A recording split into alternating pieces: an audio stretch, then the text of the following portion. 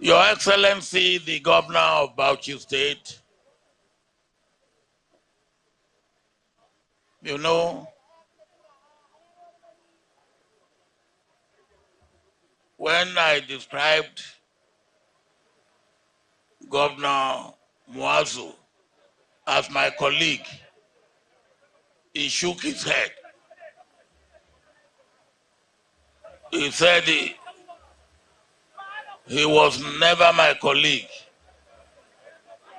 So I will then describe the present governor of Bauchi State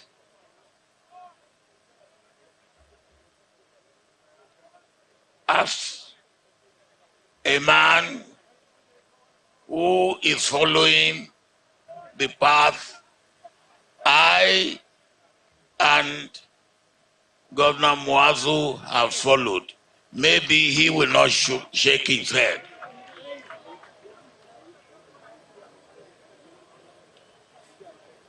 My brother and colleague, Governor Adamu Muazu, the Speaker of the State Assembly, Your Royal Highness, the Emir of Bauchi and Chairman of the Emir Council and Bauchi Emirate Council. Let me then stand on the protocol that has been established. Two people in their statement have called me Omawale, which means son has come back home. And I will say yes, because as you have rightly pointed out, there was a time, because of mistake that was inadvertently made, I made myself a representative of Bauchi State. And what was the mistake? We form a government, and by us not knowing, we found that nobody from Bauchi was in that government. So how do I make amend? Decided to make myself the representative of Bauchi State, and you good people of Bauchi accepted. And when you accepted, I had the obligation to make sure that Bauchi State got more than they would have got if they had a Bauchi State son or daughter representing them in my government. Not only did we make it a point of duty to locate in Bauchi State projects that might not have come to Bauchi State, we also decided to appoint a son of Bauchi State as deputy governor of the central bank. Well, enough of that. Governor, I want to thank you for your kindness, your thoughtfulness,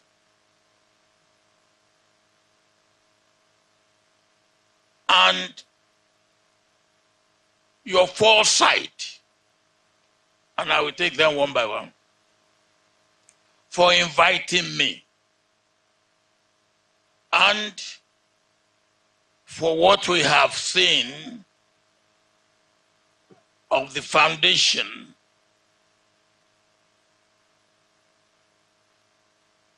that we have seen its work in Bauchi State and elsewhere, which lays emphasis on education, particularly girl-child education, on health, particularly non-communicable diseases,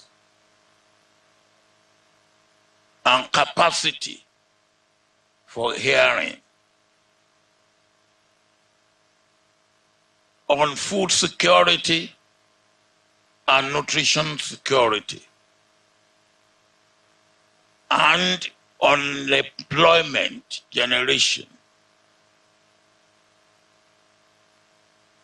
poverty alleviation, and wealth creation, particularly for the youth.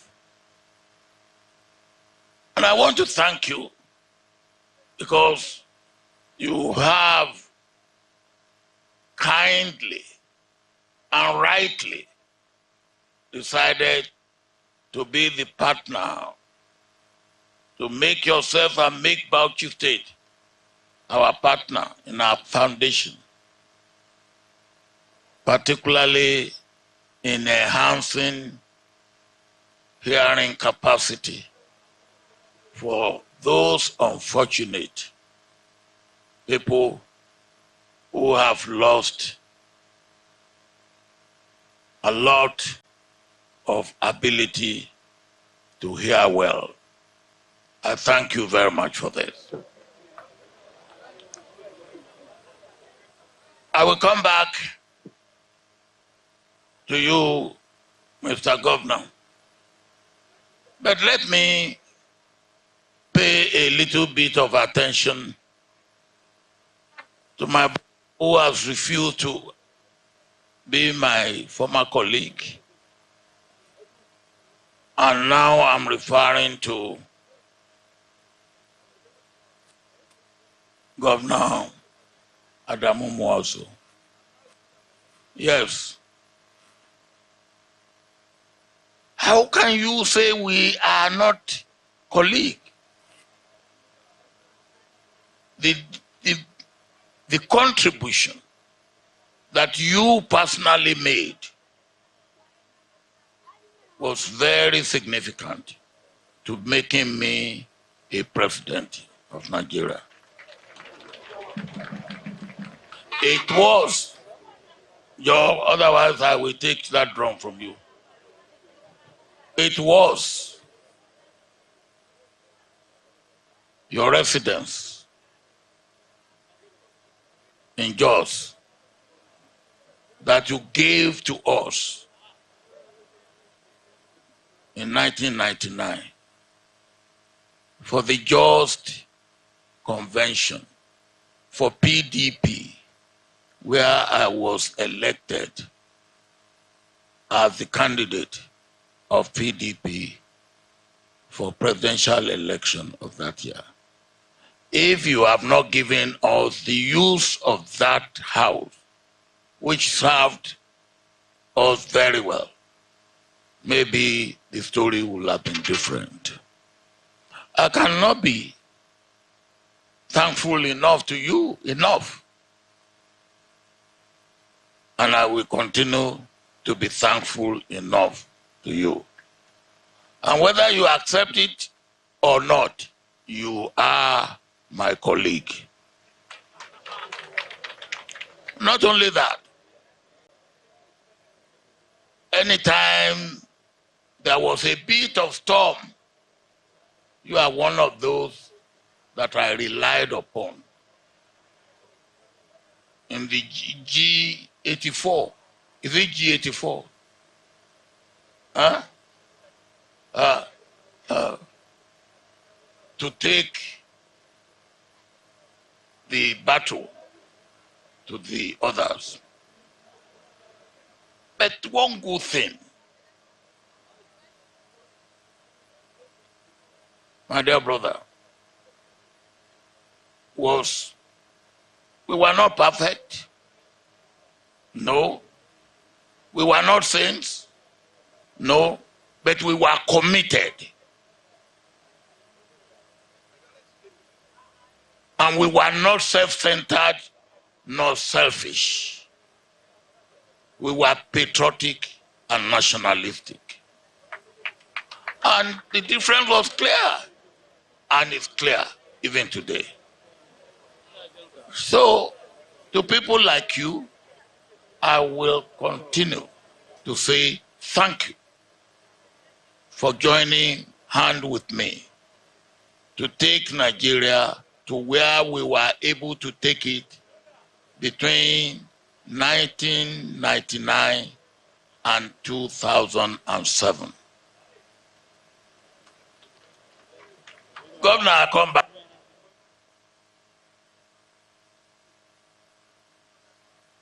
I come back to you because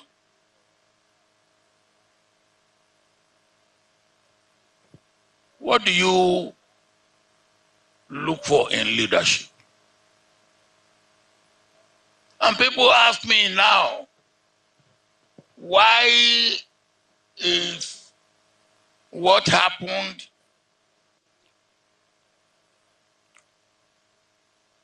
21 years ago has not happened since then? And I say, our problem is leadership. The first thing that you need in leadership is knowledge and understanding. And Governor, from my assessment of you, from what I have seen of you, you have it.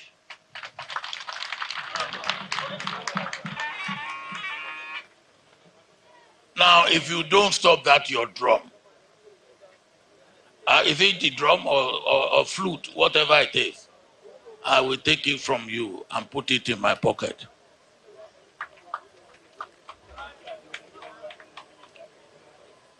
Two,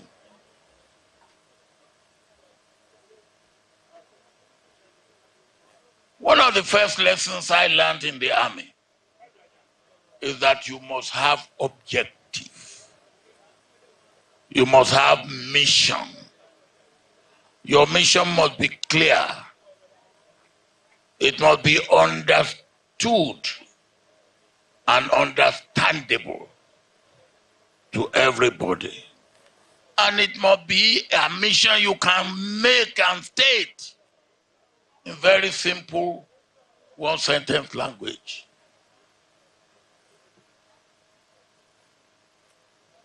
From what I heard today and the little interaction that I have had with you, you seem to have a mission. Understood and understandable. As I said in the palace, you can't go far if you do not take care of security. You can't go far if you do not take care of the infrastructure. You can't go far if you do not take care of unity within your state or within your country, depending on what responsibility you have. Again, from what I've heard and have seen, in fact, our being here is because you understand the importance of infrastructure as the sinew or bloodline for development. And of course, the unity. I've seen it. I've felt it. You've taken care of unity among your religious group. You've taken care of unity among the diversity of the people. So the management of diversity, which is always the cause of confusion, conflict, violence in many African states, and even in our own state, which was what led to a civil war. You seem to be taking care of that as well.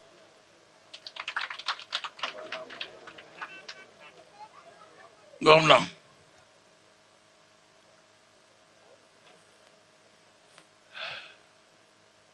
you know,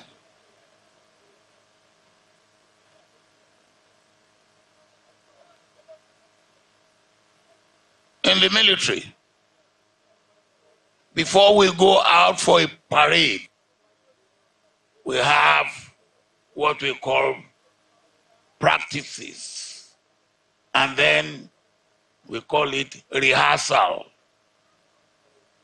and then we come out for the public show.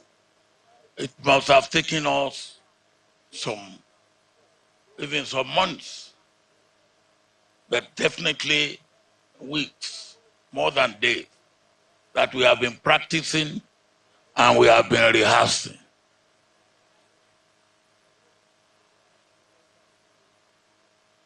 Governor, it will appear to me that you are rehearsing here.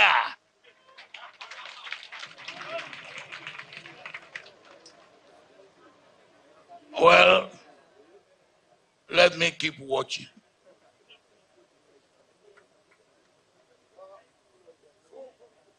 Brother Adamu Mwazu, you two keep watching with me.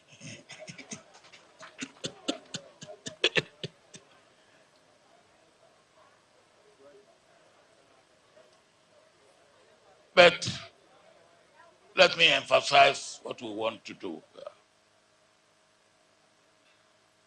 Yes, human capacity building is very important. Education and human capacity building.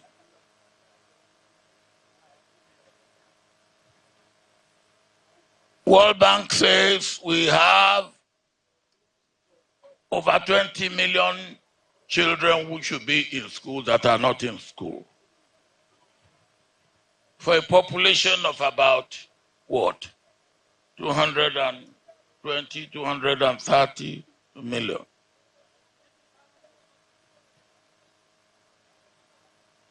So that is 10% of our population that should be in school that are not in school. Governor, Your Royal Highnesses, brothers and sisters, that is recruitment for future Boko Haram. Nobody needs to tell us that. Apart from being that 10% of our population are not being equipped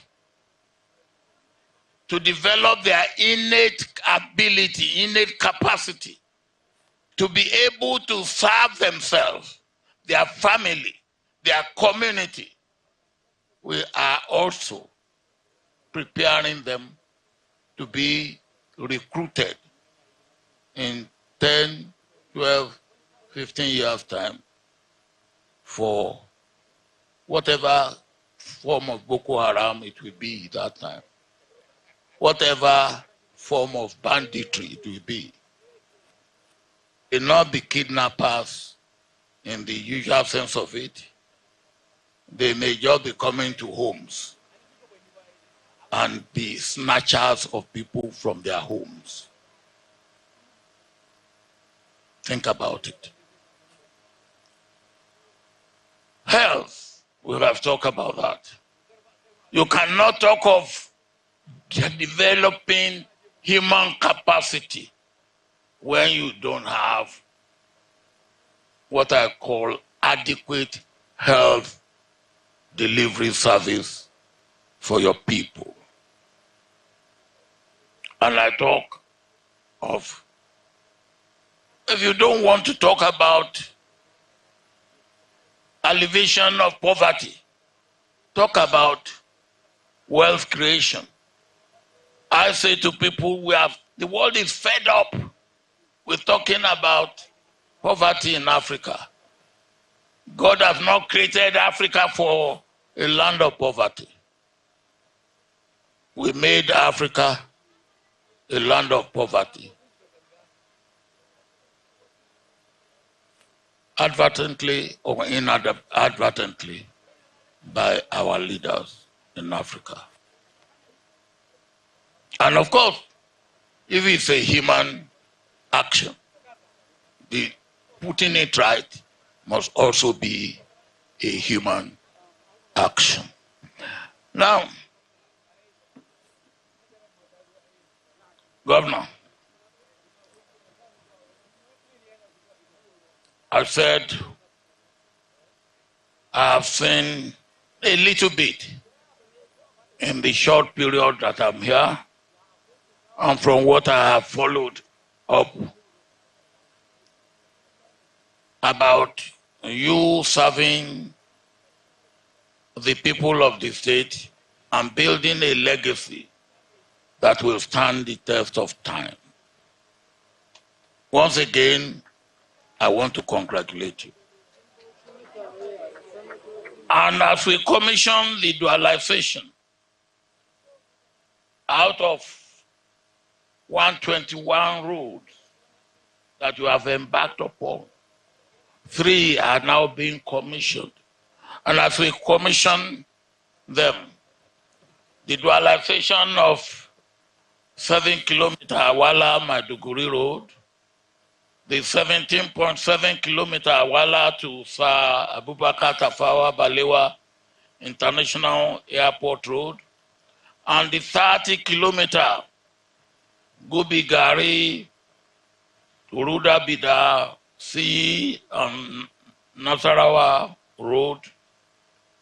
We are not just opening roads, but we are opening up new opportunities for development. These roads will significantly enhance transportation, boost trade and commerce, and create new jobs, which we sorely need. They will also make life easier for the residents and farmers of Bauchi State, who now have faster access to market, health facilities, and educational institutions.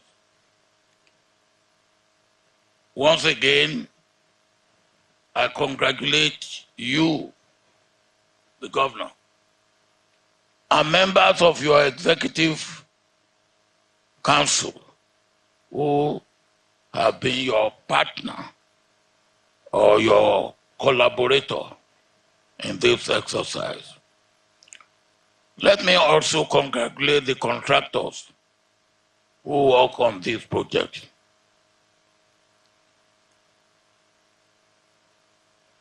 Infrastructure of the magnitude that you have laid on, 3 of which we are commissioning, requires dedication, expertise, and hard work.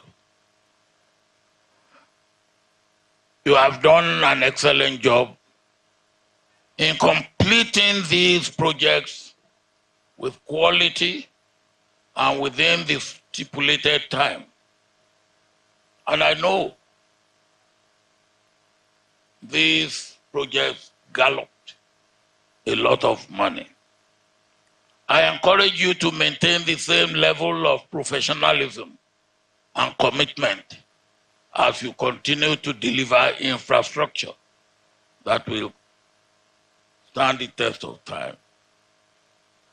In conclusion, I want to commend Governor Bala Abdulkadir Mohammed for his leadership, vision, and relentless focus on developing Bauchi State. Let me again congratulate you that you have a former governor who has built, and you appreciate what he has built, and you continue to build on it. That's the way it should go. Cumulative building.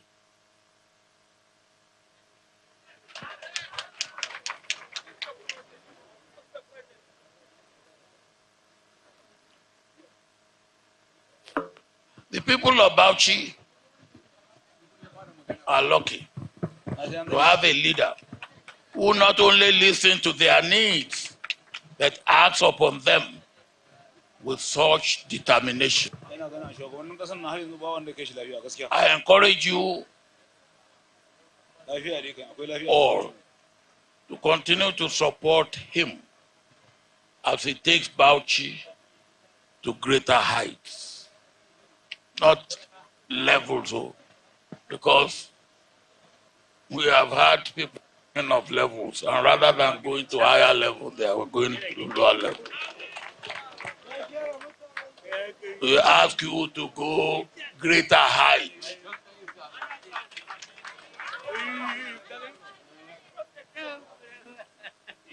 To the good people of Bauchi State, today is your day of celebration. And I see a large turnout to welcome me. Not because of me, but because of you.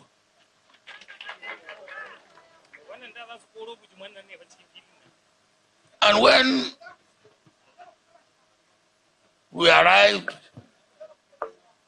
my daughter whispered to me, he said, hey, look at the people at the airport. And Governor Muazu said, yes, that's the way it happened here. It's the governor who brought them. Thank you very much.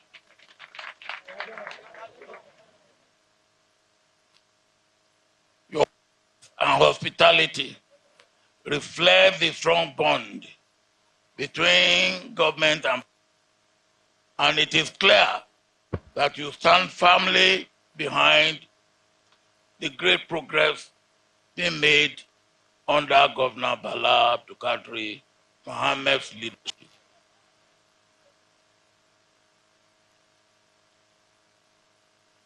You now have access to better roads and infrastructure that will improve your quality of life.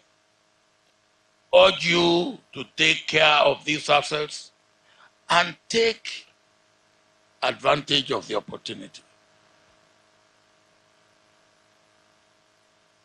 We may be able to say that the governor has played its own part and the people are also playing their own part.